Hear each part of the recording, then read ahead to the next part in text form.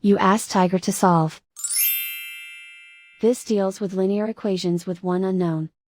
The final result is d equals -4. Let's solve it step by step.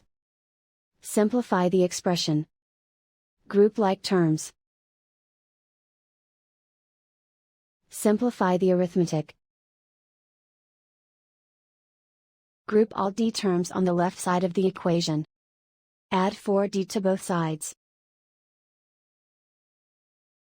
Group like terms. Simplify the arithmetic. Group like terms.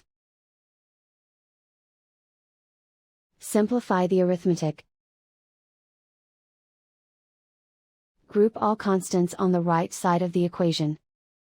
Subtract 1 from both sides. Simplify the arithmetic.